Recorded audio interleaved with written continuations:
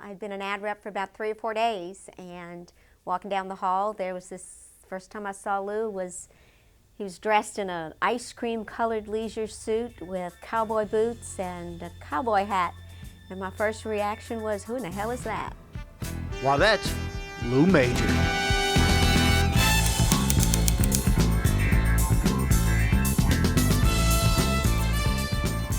No doubt a number of elements were there for a quality 70s television program. A tall, good-looking, dynamic newspaper man, and a great name to boot, Lou Major. Well, actually, his real name, the name he used up until his last semesters at LSU, was Marion Major. Lou was derived from his middle name, Luther. Marion grew tired of being picked on and answering so many questions about his first name, so he decided to be called Lou. Major was born in Meridian, Mississippi, and grew up in Gentilly and Jefferson Parish. That until he attended LSU. Prior to that, he spent 2 years at Tulane University, but discovered they didn't have a curriculum for journalism, so he headed to LSU and the Manship School of Journalism to write news. Since I was a kid, I was writing things. I wrote poetry, I wrote songs, I wrote short stories, and I always liked to write. Major's story is the epitome of a young person's climb to the top of their chosen profession. From his paper route days in New Orleans as a young boy, to writing for the LSU Reveille, to working as a reporter, then editor for the Bogalusa Daily News. In 1963, Major was named editor and publisher for the Daily News. Every day in the newspaper business is different. You never know what's out there. Some days are bad, some days are good. Some days you do a lot of good things, some days you do nothing. Probably not many days of doing nothing. Most would agree that he did a lot not only for the newspaper, but also for the community of Bogalusa. Right about the time Major was named publisher, he, along with many others in the area, experienced some of the worst times of their lives. Racial unrest was rampant around the time of the Civil Rights Act of 1964.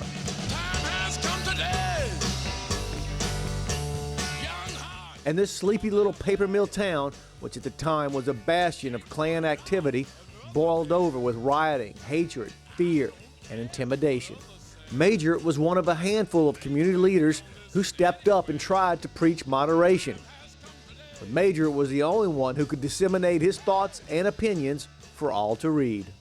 I guess at that point, I became really more involved and determined that I would preach moderation for the good of the town and to do what was right.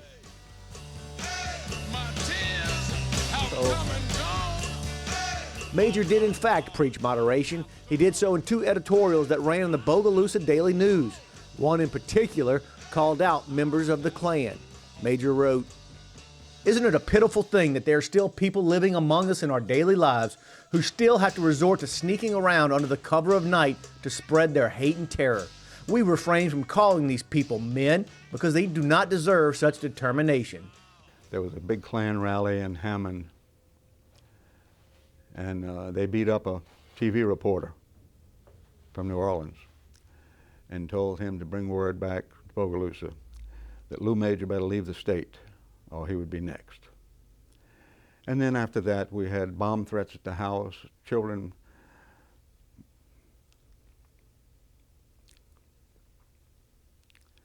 went through hell at school. To this day, they don't have a lot of fond memories about their school days. While Lou and his wife Peg and 4 children eventually did survive this most tumultuous time, it wasn't without painful memories, not to mention the loss of a number of advertisers and about 20% of their subscribers. But those were trying times when I had to balance between the safety of my family, the good of the community, the health of the newspaper, and not get fired. Courage, that's just one of Major's traits.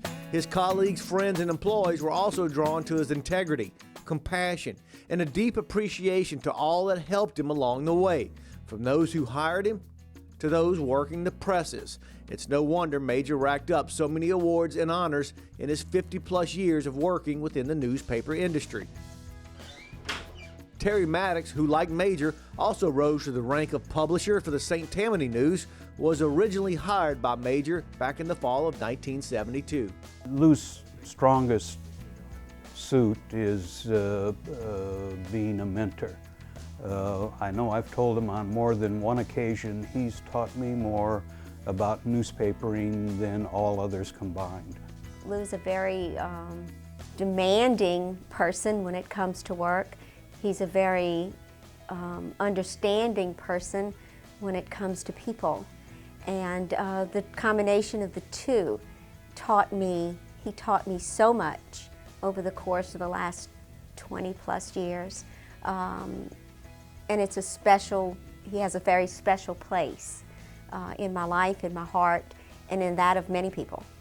In 1984, Major was hired as the executive vice president of the WIC Communications Group, the company that owned the Bogalusa Daily News and about 36 other papers and media outlets across the country. Major retired as president and CEO of WIC Communications in 2001. He still consults and dabbles with some writing, which is what he's always loved doing. Newspapers and writing is just in his blood, and truth is, while his story does make for good television, they could never find someone worthy enough to play the part of Lou Major. I know of at least 7 people that became publishers under his watch, and I think that's amazing and speaks volumes about his mentoring ability. If I can make somebody succeed, I have succeeded. If the people who work under me do not become successful in what they do, I have failed. So I could think of no better legacy to help other people succeed. Congratulations to Lou Major, the 2012 LSU Manship School of Mass Communication Hall of Fame inductee.